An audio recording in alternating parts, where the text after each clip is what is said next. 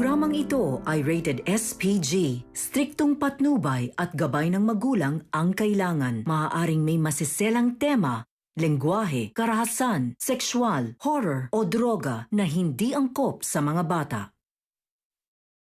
Lynette, dinukot ni Morgana para pigilan ang kasal nila ni RJ at magawa kaya ni Carlos ang plano niya. Mga kaganapan at dapat nating abangan sa abot kamay na pangarap. Welcome to my channel at kung bago ka lang sa akin channel, please don't forget to like, comment, and click the bell button para lagi kayong updated sa aking mga videos. Samantala si Annalyn ang nakainom ng juice na para sana kay Lynette. May inutusan si Morgana na lagyan ng gamot ang juice ni Lynette para hindi ito makarating sa oras ng kasal nila ni Robert. Ngunit si Annalyn ang uminom ng juice at naging dahilan para sumama ang pakiramdam at sumakit ang tiyan ni Annalyn. Pinauna na ni Annalyn sila Josa at Tiang Susan sa simbahan at susunod na lang daw siya. Hindi alam ni Annalyn na tinatawagan na siya ni Doc Kim para sabihin ang tungkol kay Doc Carlos na nakatakas ito ng mental. Laking gulat ni Annalyn na makita niya ang text sa kanya ni Doc Kim. Ikinataranta ito ni Annalyn kaya agad niyang tinawagan si Tiang Susan para ipaalam na totoo ang mga hinala niya na nakakalabas si Carlos ng mental. Sinabi ni Annalyn kay Tiang Susan na may bad news siya dahil nalaman niya kay Doc Kim na nakatakas si Doc Carlos. Laking gulat naman ni Tiang Susan sa sinabi ni Annalyn. Sinabihan ni Annalyn si Tiang Susan na agad niyang sabihin ito sa tatay Robert niya ang nangyari dahil may hinala si Doc Kim na pupunta na si Doc Carlos sa simbahan para guluhin at pigilan ang kasal ni Lynette at Robert. Alam ni Annalyn na gagawa ng paraan si Doc Carlos na hindi matuloy ang kasal ng mga magulang niya. Saka nagmamadaling umalis si Annalyn. Samantala sa labas ng simbahan, inamin na ni Zoe kay Robert kung ano ang totoong dahilan niya at kung bakit gusto niyang pigilan ang kasal nila ni Lynette.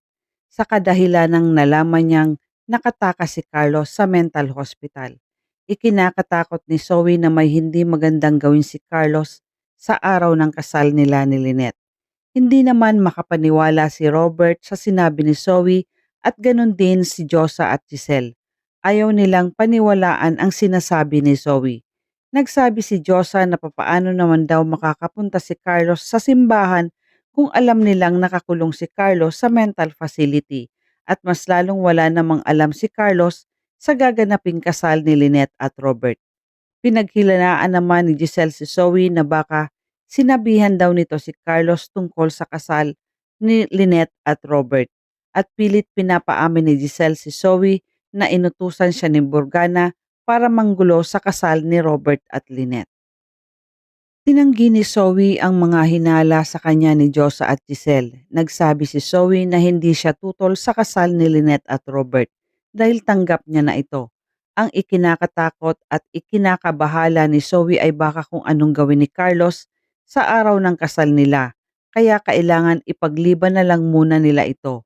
Nagmamakaawa si Zoe sa Daddy Robert niya na pakinggan siya sa mga sinasabi niya dahil nasa panganib ang buhay ng Daddy Robert niya kay Carlos at lahat sila, pati na din si Lynette. Maya-maya humahangos na dumating si Tiang Susan para sabihin kay RJ ang sinabi sa kanya ni Annalyn na nakausap niya si Doc Kim para ipaalam na nakatakas si Carlos sa mental hospital at malamang ay papunta na ito sa simbahan. Napatunayan ni Zoe sa kanilang lahat na totoo ang sinasabi niya na nakatakas nga talaga si Carlos sa mental facility. Kaya labis ang naging pag-aalala ni RJ sa nalaman niya kung itutuloy nila ang kasal nila ni Lynette sa gitna ng kakaharapin nilang panganib kay Carlos. Takot na takot si Zoe at baka sa mukha ni Zoe ang pag-aalala para sa kanilang lahat. Pilit na kinukumbinsi ni Zoe si Robert na ipagpaliban na lang muna nila ang kasal nila ni Lynette.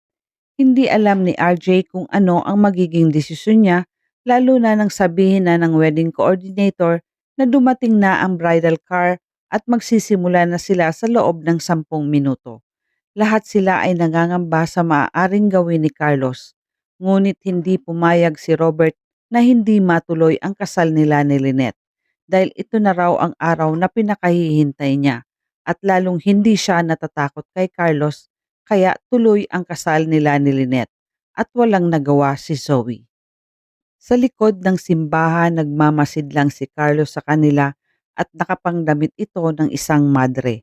Pinaplano na ni Carlos ang gagawin niya mamaya sa oras ng kasal ni Lynette at RJ dahil sinisigurado ni Carlos na walang makakaligtas sa kaning lahat sa mga taong mahal sa buhay ni Lynette.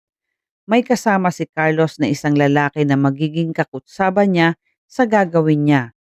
Inutusan ni Carlos ang lalaki na kailangan siguraduhin niya na nakasara ang lahat ng pintuan ng simbahan kapag nakapasok na sila sa loob ng simbahan para magawa ni Carlos ang planong pagsunog sa simbahan at sama-sama silang lahat na susunugin ni Carlos sa loob ng simbahan.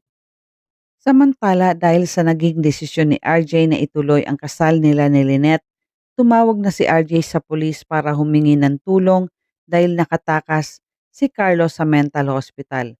Dahil nababahala din si RJ na baka may masawang gawin sa kanila si Carlos.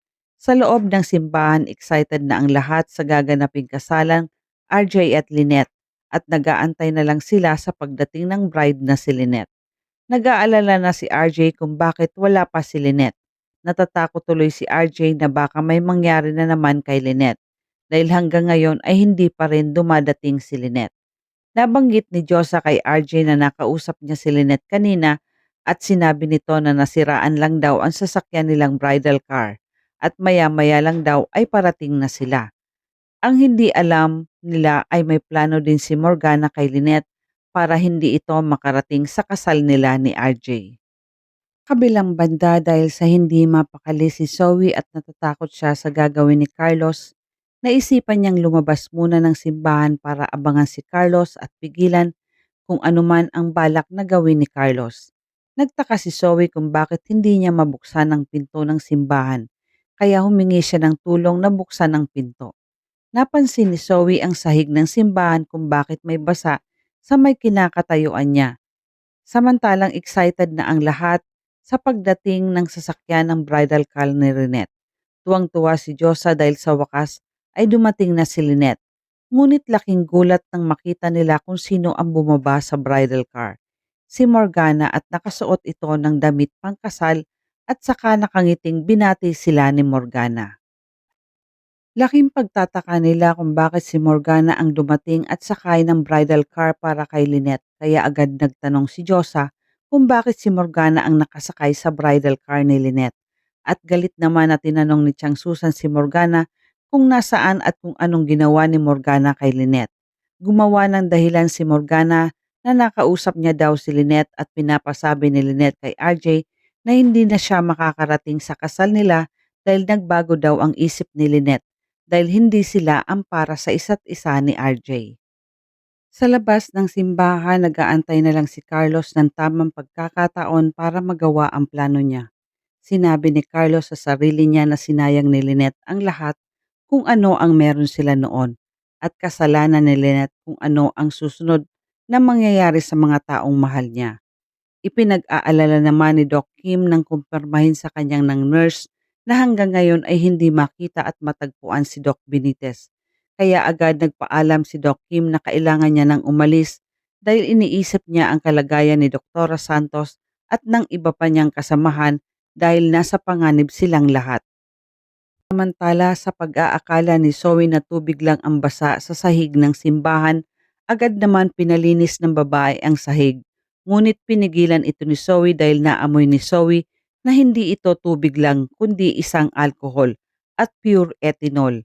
Kinabahan si Zoe dahil isang uri ito ng gas kaya naisip ni Zoe na kung bakit nakalak ang pinto ng simbahan dahil ito ang plano ni Carlos na sunugin sila sa loob ng simbahan. Natakot si Zoe kaya agad niyang sinabi ang natuklasan niya sa lahat, dahilan para mataranta at matakot ang mga tao sa loob ng simbahan. Dahil nalaman nila nakalak na ang lahat ng pinto ng simbahan. Tuluyan na kayang maisagawa ni Carlos ang planong sunugin niya ang lahat ng tao sa loob ng simbahan? Mailigtas kaya sila ni Doc Kim? At yan ang ating pakaabangan dito lang sa Abot Kamay na Pangarap. Huwag bibitiw at huwag kalimutan mag-subscribe. Maraming salamat po and God bless.